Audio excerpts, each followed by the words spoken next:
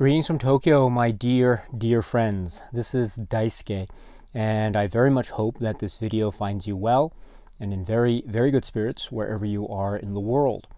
And today, if you don't mind, I'd very much like to focus on the recent releases made by the Criterion collection during this year of 2020.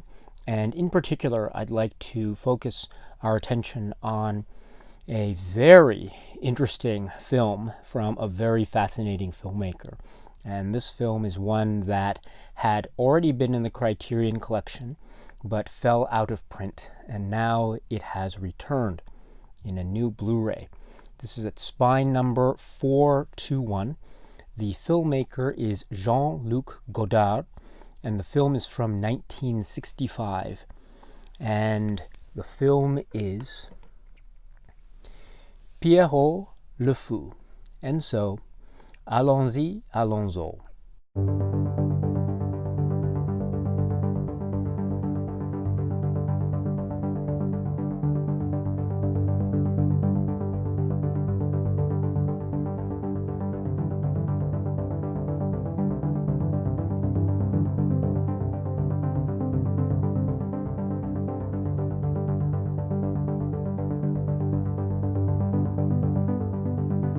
This film from 1965 is from Jean-Luc Godard, and it stars Jean-Paul Belmondo and Anna Karina.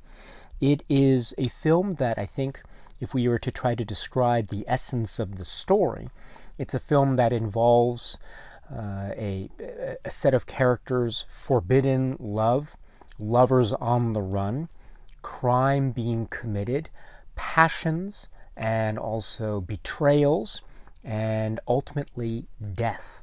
And so we have this kind of trail of progression into this world that can be said to be, in essence, a world that is very much borrowing from a film noir, hard-boiled pulp fiction tradition that I think Godard is reveling in quite beautifully, in fact. So this is, I think, in essence, the propulsion or drive of the immediate narrative. But of course, as we know, like with all Godard films, especially films, or in particular films from this specific period of his filmography, we understand that there is a lot going on. And I don't mean just surface level and beyond the surface. I'm talking about all over the place. And I think that is to the film's credit. And one of the great strengths of this film, of course, is the fact that everything seems to be going on at once. And everything is going on in a very frenzied and energetic way, such that it almost might seem to be a film that is constructed on a set of beautifully constructed contradictions in a way that only Godard, in his beautifully artistic fashion, can create. And I think that's a brilliant aspect of this and many of his other works. And so what do I mean by this? So, for example, we have a film that, in Pierrot le Fou, that, for example, let's take the idea of the homage to hard-boiled cinema, film noir, femme fatale, and of course we have the links to Lionel White and the idea of this story being based, or its kernel being borrowing from pulp fiction, and so Le Démon d'Onze Heures.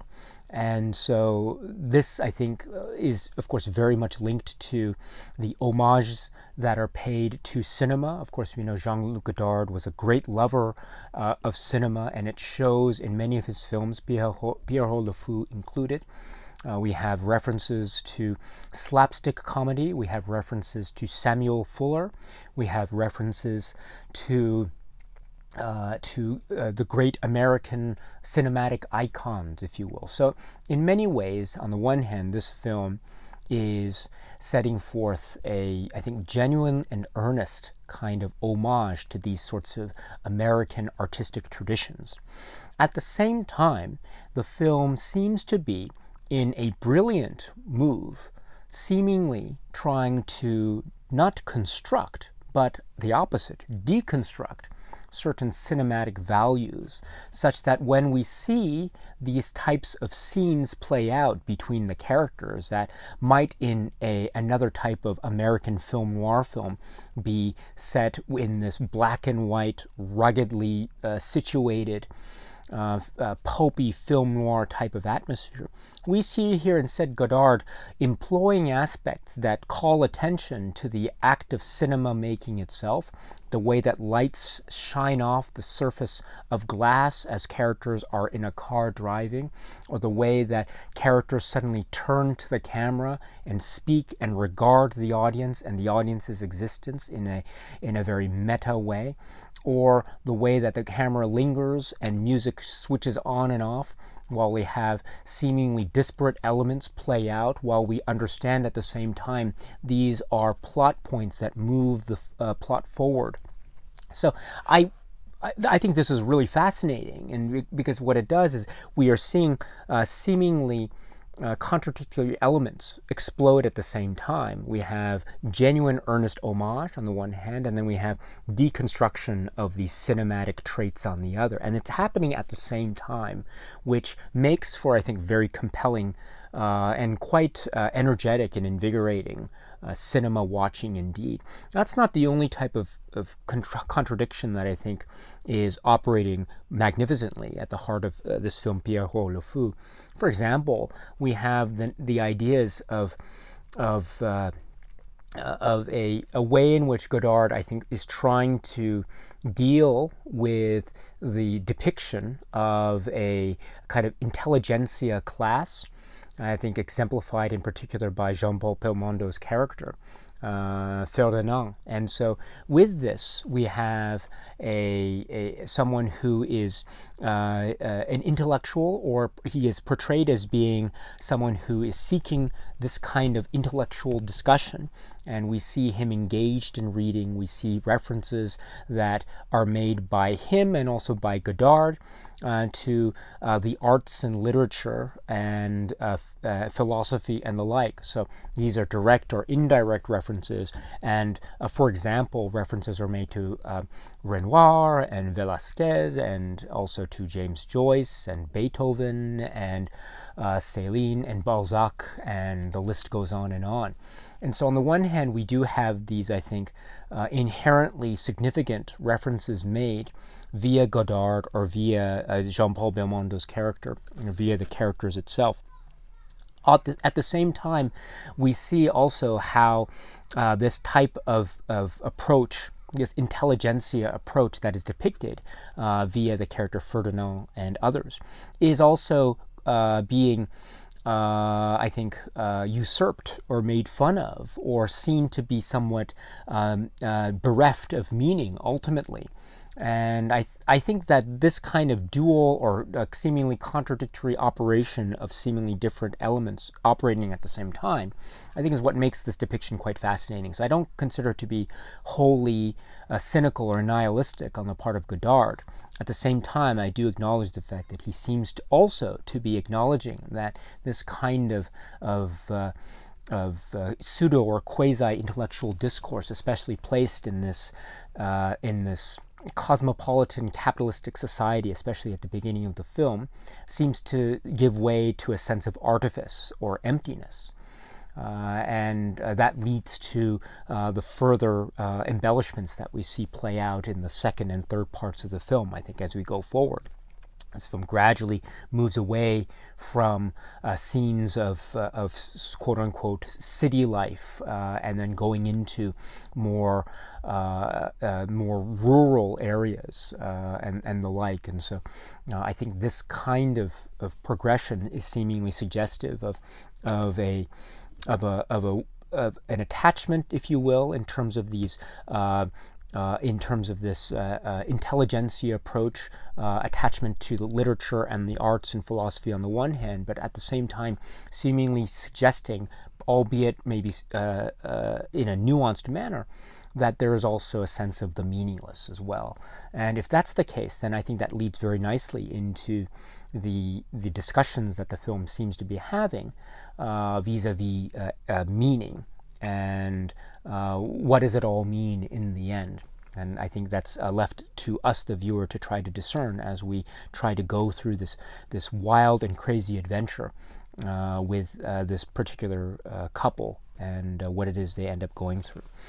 So that's another set of contradictions that I think is at play.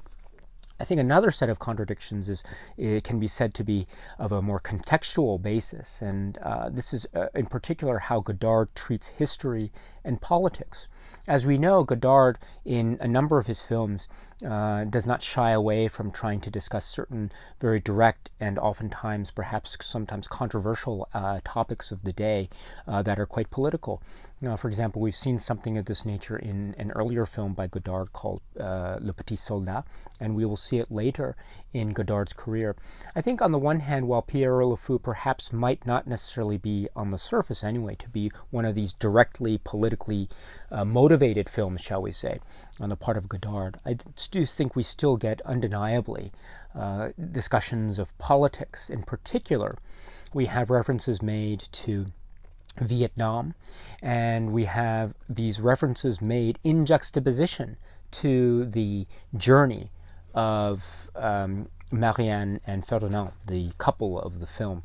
And so I think this also begs the question, what is the objective of Godard in these references made, perhaps albeit obliquely, but still references all the same. And I think we can sense as well this idea of contradiction that is inherent in Godard's cinema, and I think which is at the heart of what it is I think he's trying to say, which leads to a very interesting discussion of the complex relationship, if you will, between the political act and the way it has its effect, or perhaps it doesn't have its effect on the society writ large. And here, if we are to use the film's framework of Vietnam and the references that are made to imperialism and the Cold War and Vietnam, I think we can see that we have these references that are made on the one hand, and there is a certain sense of earnestness and urgency by the very fact that they are there. At the same time, we have to question how much of an effect these events, these political acts or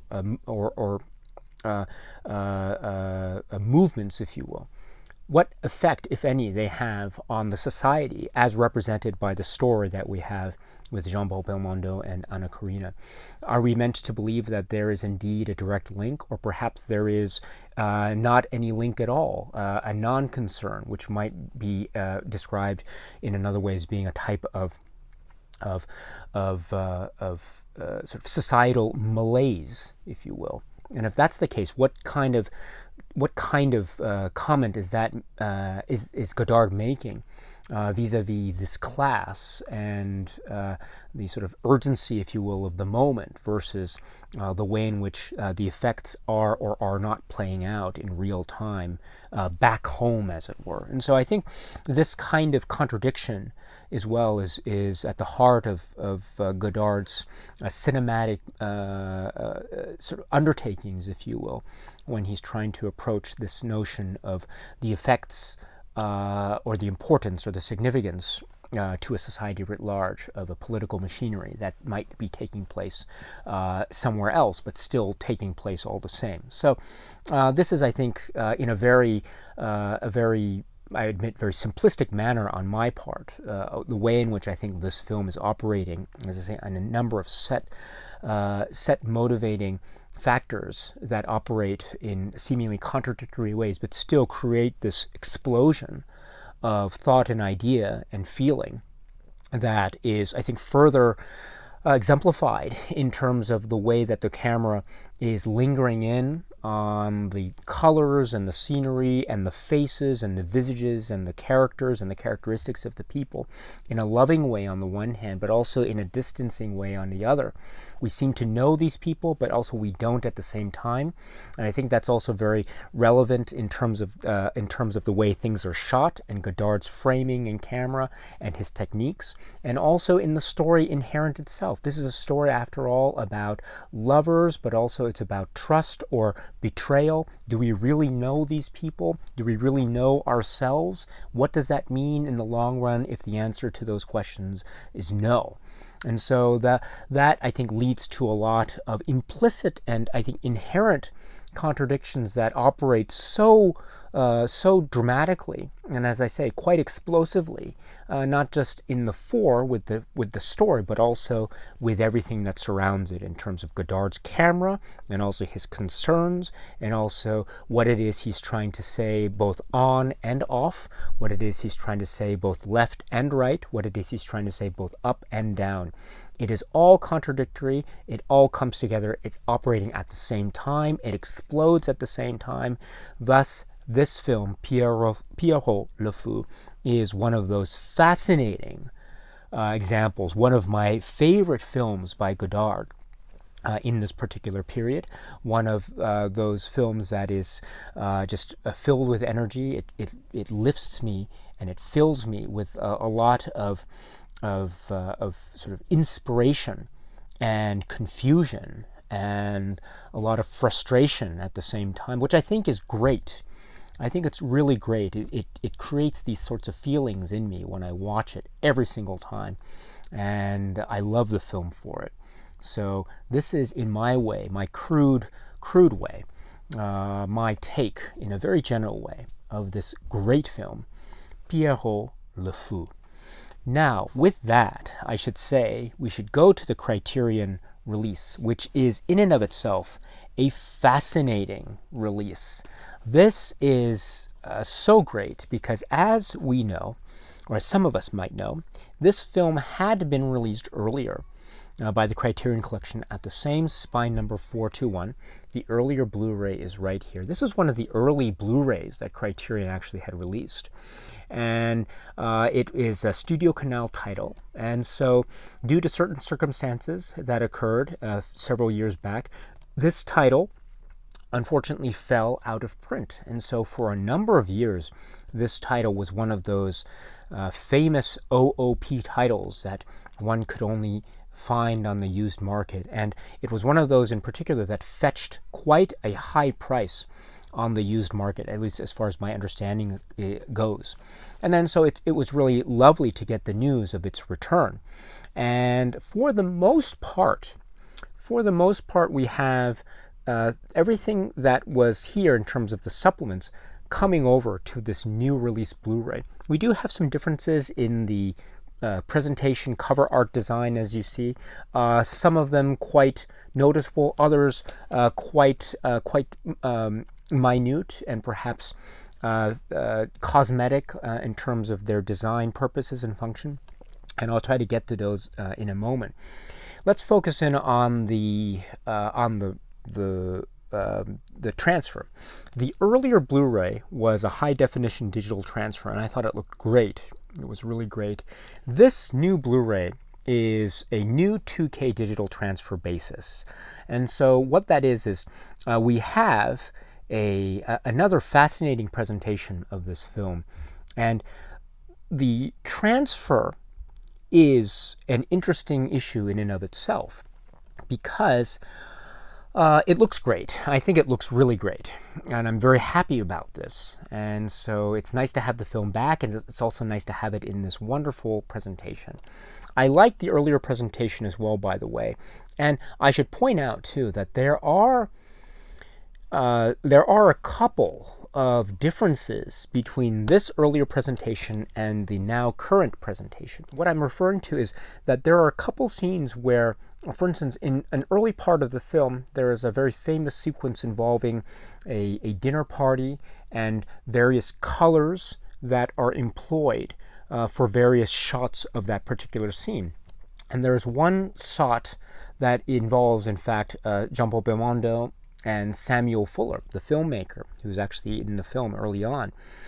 In this earlier transfer, you'd see a color that would be over that particular shot, whereas here I noticed that color has been removed, which is an interesting development. Perhaps it's imperceptible, but I think it's striking, especially in the context of this particular sequence, which, as I'm trying to suggest, is really heavily reliant on the brightness of the colors used. And so this change, I think, is actually quite noticeable. I can't say exactly which one I prefer, one or the other, but it is there and it is noticeable. There's another sequence that occurs a little bit later in the film involving the couple, Jean-Paul Belmondo and Anna Karina, I think, alone lying down alongside a sort of beachfront sand area by a body of water. And there's discussion between them, and then there's reference made to the moon, and there's shots of the sky and the moon. In the earlier transfer, we had this sequence which seemed to be shot maybe in the daytime, or maybe it was dimmed down. So I think the technical phrase is it was shot in the day, but it was meant to portray nighttime or dusk or something of that nature. Whereas in the new transfer, we actually see this sequence. Actually, it's the brightness is brought down to be very suggestive of evening or nighttime, and so I think that's another noticeable change. And I'm not sure which I prefer. Is it meant to augment or highlight the focus in on the moon in the sky and the clouds that we see pass by, albeit very faintly, or are we meant to focus in on the sequence in the way that it's maybe portraying a sense of a fading light, and maybe this is a sort of visual foreshadowing, if you will, of the characters that is sort of a portentous foreshadowing. I'm not sure which version I prefer, but please note that there are these two subtle differences.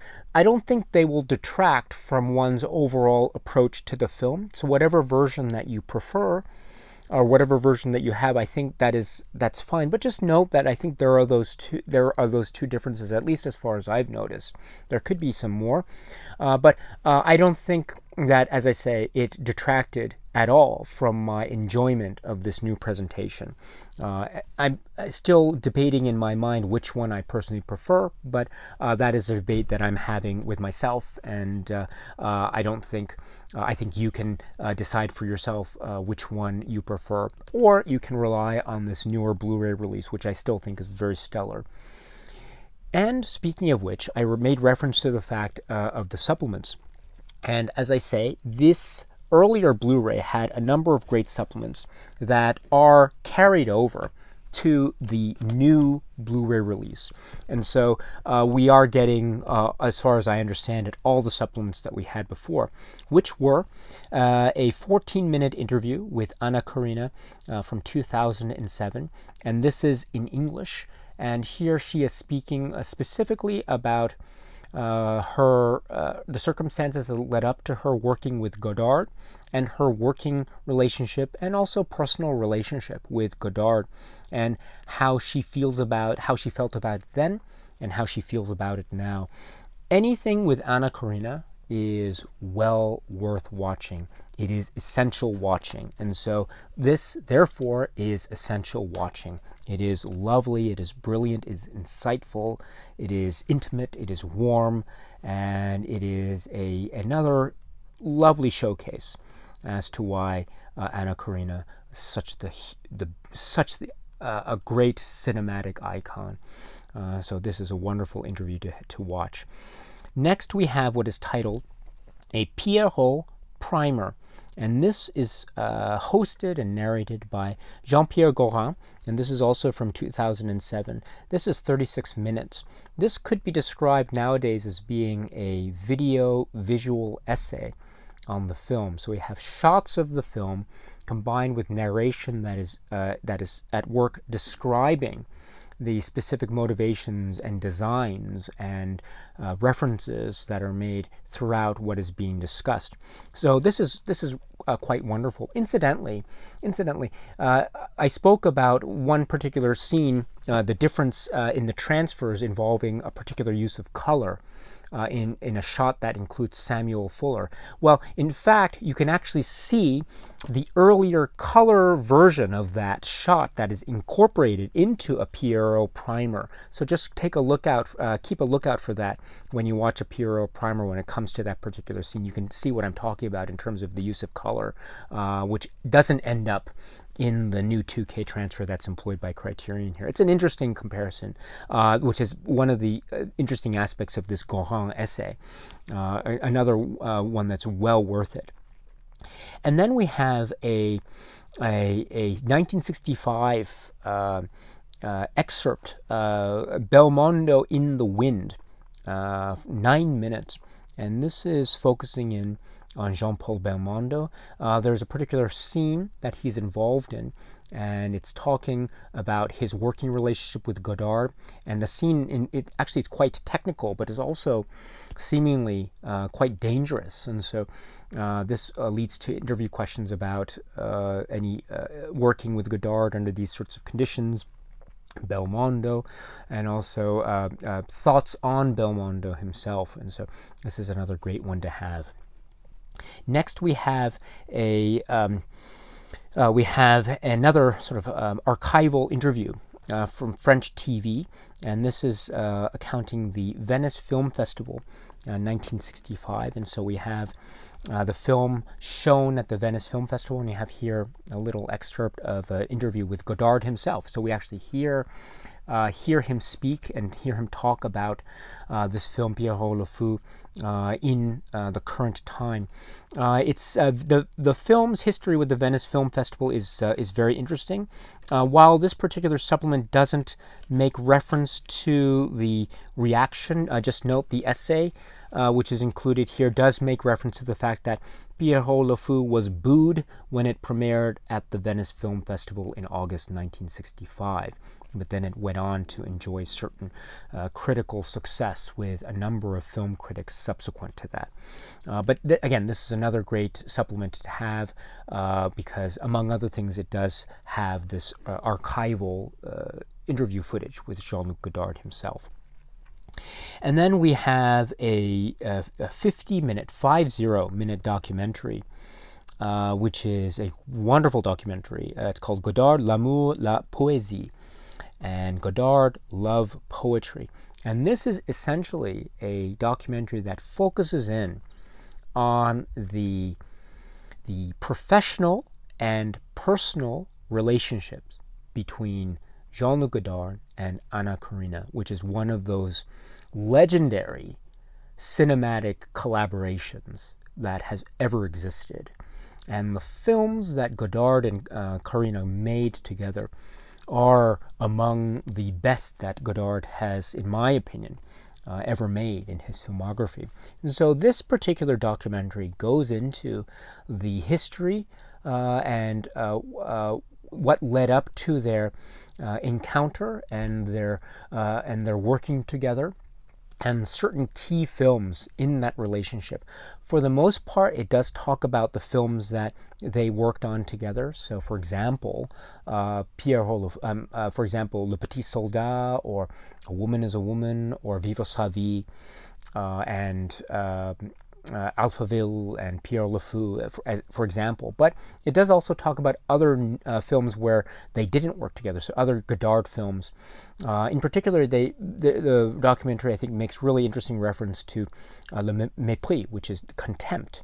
And I think the documentary does make a lot of very interesting points about the way in which Godard's cinema could be seen to be, in some ways, a reflection of the ever-changing relationship dynamics that occurred, that existed between Godard and Anna Karenina. So it's a really fascinating documentary, especially for those who are interested in approaching and learning more about this fascinating aspect of Anna Karenina and Jean-Luc Godard. So this is Godard, L'amour, la poésie, 50-minute documentary.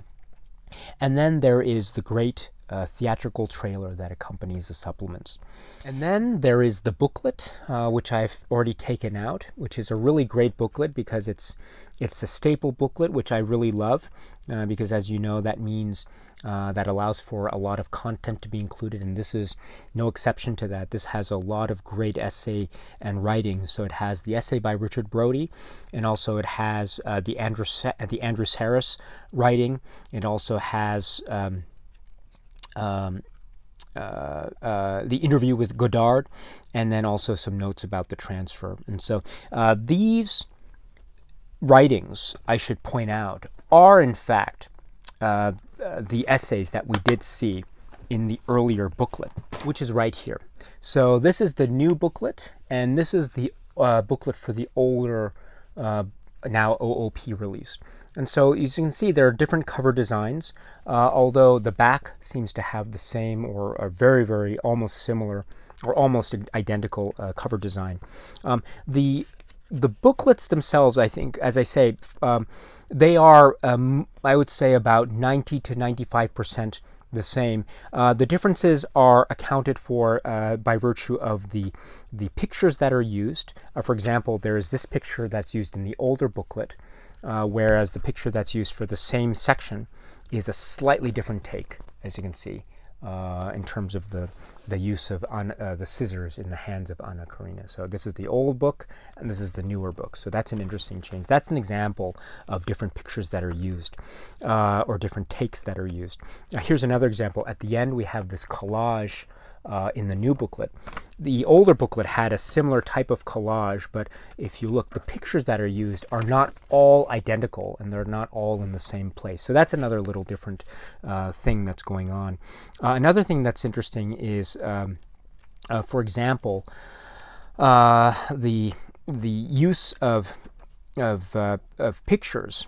For example, the Richard Brody essay has a lot of pictures of Godard himself in the older booklet, whereas the same Richard Brody essay has different pictures of Belmondo and others. So that's an interesting little difference as well, as in terms of a visual take.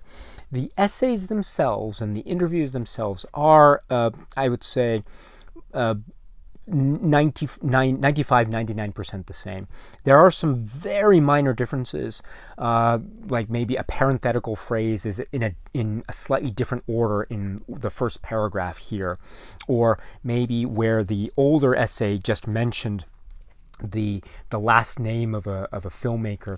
Here there will be a sort of a parenthetical to include the first name and the last name, or that sort of thing. Or maybe the reference is made to the use of the word actress is changed to the word actor, and that sort of thing. So these, I think, editorial changes, I think, take away nothing from the focus and the thrust, if you will, of these particular writings. So that's at least how I took it. So you're essentially getting the same materials. The only other difference perhaps is the older booklet had one section for the chapter breakdown menu, whereas that chapter breakdown menu is no longer to be seen in the new booklet, and that's consistent with recent releases made by Criterion. But again, that doesn't take away from the overall content of the effect of the writings. So it's really great to have the writings intact as they are.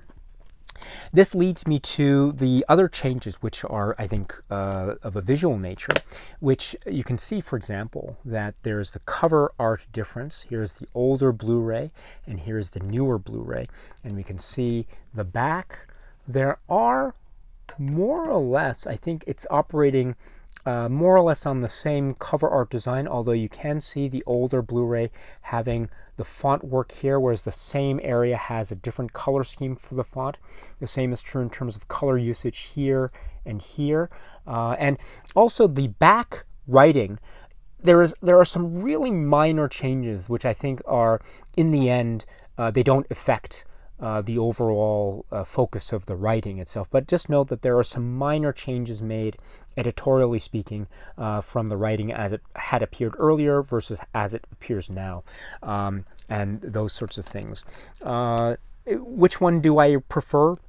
It's hard to say. I do like the use of color and I think the use of color in the film is very important, and so I do like the fact that it seems to be reflected very nicely in the new artwork approach. Although I am a fan of the older version because it's the one that I'm used to more, I suppose. But let me just also point out, though, that the inside of the older Blu-ray looked like this. Sans booklet, of course. The booklet would, of course, go in like so. But we see this artwork here, and then the disc. I should point out that the inside of the newer Blu-ray has different artwork. The disc looks pretty much the same, although there is a slight pronouncement of the font. You can see in particular how the word FOU looks on the older Blu-ray versus the newer Blu-ray. So that's an interesting little detail, I suppose, for anyone who might be interested. But I think all in all, we are getting just a wonderful return, an absolutely glorious return of this film that, as I say, was out of print for the longest time. And this also is suggestive or consistent with a pattern that we seem to be seeing emerge with regard to Studio Canal titles and their return, if you will, to the Criterion collection, and this, of course, being one of the big ones. And so this is looking to be a really good thing indeed if this trend continues, and I hope it does. In the meantime, of course, we have this great film. It's, of course, great news for Criterion enthusiasts and Criterion collectors, but it is also great news for lovers of film because this is a fascinating, exciting, invigorating swirl of energy from the world of Jean-Luc Godard, and it is a memorable portrait that is operating on a number of many fiery, frenzied levels, contradictions, and a myriad of thoughts and expressions that explode all at once in vivid color and sounds and light and dialogue and words and emotions and feelings.